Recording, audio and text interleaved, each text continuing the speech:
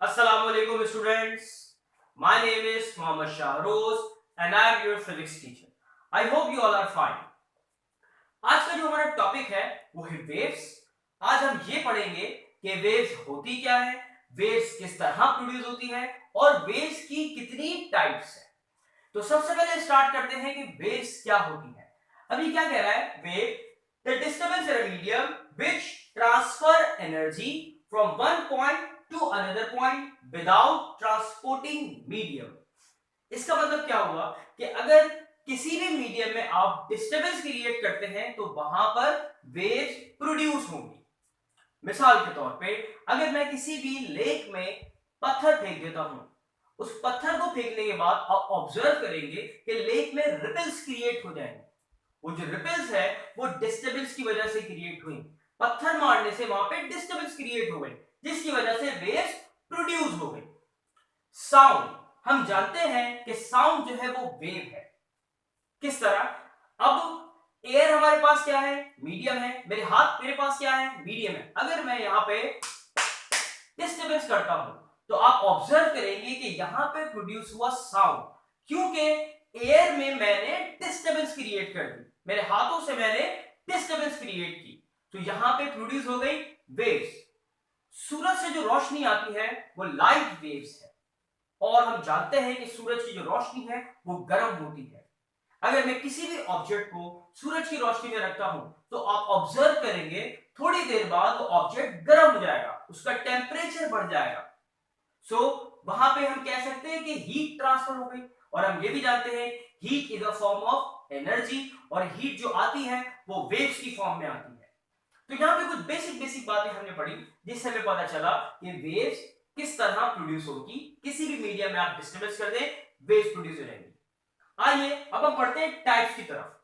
तीन किस्म की वेव्स होती हैं, एक है मैकेनिकल वेव, एक है इलेक्ट्रोमैग्नेटिक वेव्स, तीसरी आपके पास है मैटर वेव्स। सबसे पहले हम पढ़ते हैं कि मैकेनिकल वेव्स क्या होती हैं।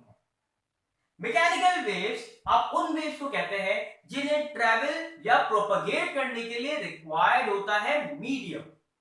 क्या कहा? वो वेव्स जिन्हें ट्रैवल या प्रोपगेट करने के लिए मीडियम रिक्वायर्ड हो, उन वेव्स को आप कहते हैं मैकेनिकल वेव्स। क्लियर? फिर आ जाए इलेक्ट्रोमैग्नेटिक वेव्स पर। इलेक्ट्रोमैग्नेटिक वेव्स क्या होती हैं? वो वेव्स जिन्हें ट्रैवल करने के लिए कोई मीडियम रिक्वायर्ड नहीं होता। मैकेनिकल वेव में हमारे पास साउंड वेव आ जाती है। साउंड वेव्स को ट्रैवल करने के लिए, ट्रांसफर होने के लिए मीडियम रिक्वायर्ड होता है, जैसे कि मैंने पहले जो है एयर की एग्जांपल दी थी। अब इलेक्ट्रोमैग्नेटिक वेव को कोई मीडियम रिक्वायर्ड नहीं होता, जैसे कि radio waves, microwaves, infrared waves, visible waves, ultraviolet, X rays और गामा रेडिएशन या गामा वेव्स। इन्हें ट्रैवल होने के लिए कोई मीडियम रिक्वायर्ड नहीं है और ये ट्रैवल करती हैं with speed of light. Electromagnetic wave की ये खास बात याद रखिएगा, ये हमेशा लाइट की स्पीड के साथ ट्रैवल करती है। आइए अब हम जानते हैं कि मैटर वेव्स किसे कहते हैं। मैटर वेव्स हम उन वेव्स को कहते हैं जिसमें मैटर वेव की तरह बिहेव करे। Those wave in which matter, अच्छा ये उस मैटर की बात कर रहा है, ये मैटर में आपके पास माइक्रोस्कोपिक पार्टिकल्स आ रहे हैं, इलेक्ट्रॉन, प्रोटॉन, न्यूट्रॉन, जिसमें आपके पास इलेक्ट्रॉन, प्रोटॉन, न्यूट्रॉन जब वेव की तरह बिहेव करें, उन वेव्स को हम कहते हैं matter waves in which particle behave like wave. Simple. अब देखें मैकेनिकल वेव्स के बाद आ जाए प्रोग्रेसिव वेव्स या फिर ट्रैवलिंग वेव्स पर। जैसे कि मैंने बताया था कि वेव एनर्जी कैरी करती है। प्रोग्रेसिव वेव्स आप उन वेव्स को कहते हैं जो कि डिस्टर्बेंस के बाद सोर्स से दूर मूव हो। मिसाल के तौर पे अब अगेन मैं आपको लेक की एग्जांपल देता हूं। मैंने जब इसमें स्टोन फेंका या पेबल फेंका, आप ऑब्जर्व करेंगे कि सोर्स कौन था, वो स्टोन की वजह से डिस्टर्बेंस क्रिएट हुई। इसके बाद वो वेव्स दूर होना स्टार्ट हो गई। वो वेव्स जो सोर्स से दूर मूव करें, उन वेव्स को आप कहते हैं प्रोग्रेसिव वेव्स। साउंड वेव्स हमारे पास क्या है, प्रोग्रेसिव वेव्स है। मैं जब आपसे बात कर रहा हूं तो मेरी आवाज आप तक पहुंच रही है। सोर्स कौन हुआ? मैं हुआ। तो मेरी आवाज आप तक पहुंच रही है, मेरी आवाज दूर जा रही है, तो ये मेरे पास आ गए प्रोग्रेसिव वेव्स। याद रखिएगा, प्रोग्रेसिव वेव्स आप उन वेव्स को कहते हैं which move away from source. Clear? अब प्रोग्रेसिव वेव्स की दो टाइप्स होती है, एक होती है ट्रांसवर्स वेव्स, दूसरी होती है लॉन्गिट्यूडनल वेव्स। क्लियर? अब देखें, स्टार्ट करते हैं कि ट्रांसवर्स वेव्स किसे कहते हैं और लॉन्गिट्यूडनल वेव्स किसे कहते हैं। नाउ अब हम बात करते हैं ट्रांसवर्स वेव्स की। अच्छा, आप लोग ये बात याद रखिएगा कि ये मैं आपको प्रोग्रेसिव वेव्स की टाइप्स पढ़ा रहा हूं। जैसे कि मैंने पहले बताया था, प्रोग्रेसिव वेव्स दो किस्म की होती है, एक होती है ट्रांसवर्स वेव्स, दूसरी होती है लॉन्गिट्यूडनल वेव्स। ट्रांसवर्स वेव्स किसे कहते हैं? Those waves in which particle of a medium oscillate perpendicular to the direction of wave। मतलब क्या कह रहा है, इसको समझाने से पहले मैं आपको एक मिसाल दे दूं। मिसाल के तौर पे मैंने एक एंड से एक रस्सी को बांध दिया है। मैं जैसे ही उस रस्सी में ऐसे झटका दूंगा, आप ऑब्जर्व करेंगे कि वो रस्सी कुछ इस तरह मूव करेगी। अच्छा देखें, वेव कहां मूव कर रही है? आगे की तरफ। ठीक है, पार्टिकल, मीडियम की जो पार्टिकल है वो कैसे मूव कर रहे हैं? Up and down. याद रखिएगा, वो वेव जिनमें मीडियम के पार्टिकल परपेंडिकुलरली ऑसिलेट करें, उस वेव को आप कहते हैं ट्रांसवर्स वेव। देखें, कुछ बच्चों को बात समझ नहीं आती, थोड़ी सी और क्लियर कर दूं। ये देखें, मैं क्या कर रहा हूं, रस्सी को ऐसे मूव कर रहा हूं, वेव कहां जा रही है? आगे जा रही है। Particle up and down move कर रहे हैं, वेव कहां जा रही है? आगे की तरफ जा रही है। सही है? ऐसी वेव्स को हम कहते हैं ट्रांसफर वेव।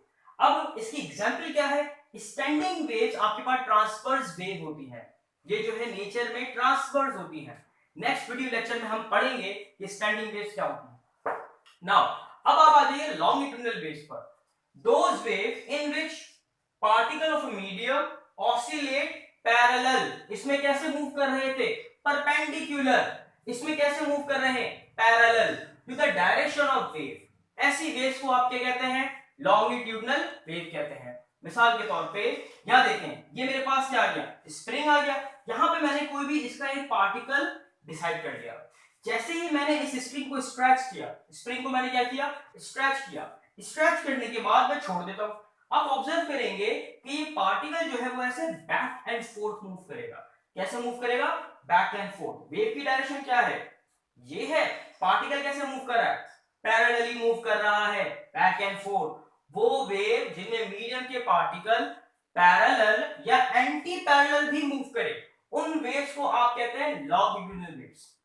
दूसरी बड़ी इंपॉर्टेंट चीज है, समझिएगा ध्यान से। Those waves in which compression और rarefaction occur, वो वेव जिनमें कंप्रेशन और रेयरफैक्शन हो, उन वेव्स को भी आप लॉन्गिट्यूडनल वेव्स कहते हैं। अब ये कंप्रेशन क्या होती है और रेयरफैक्शन क्या होती है? अगेन, ये मैंने जब स्ट्रिंग को स्ट्रेच किया, तो ये स्ट्रेच होने के प्रोसेस को, इस फैलने के प्रोसेस को आप कहते हैं रेयरफैक्शन।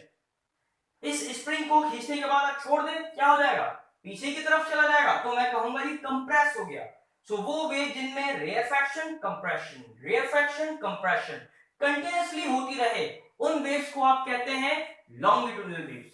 जैसे कि साउंड वेव्स आपके पास लॉन्गिट्यूडनल वेव्स है। मैं जब आपसे बात करता हूं तो मेरी जो आवाज आप तक पहुंच रही है, मीडियम के पार्टिकल क्या हो जाते हैं? कंप्रेस हो जाते हैं। और जब दूर जाते हैं तो रेयरफैक्शन होती है। करीब आएंगे कंप्रेशन, दूर जाएंगे रेयरफैक्शन। ऐसी वेव्स को आप कहते हैं लॉन्गिट्यूडनल वेव्स। उम्मीद है आपको हर बात अच्छे तरीके से समझ आएगी। इंशाअल्लाह नेक्स्ट वीडियो लेक्चर में मिलते हैं। अल्लाह हाफिज।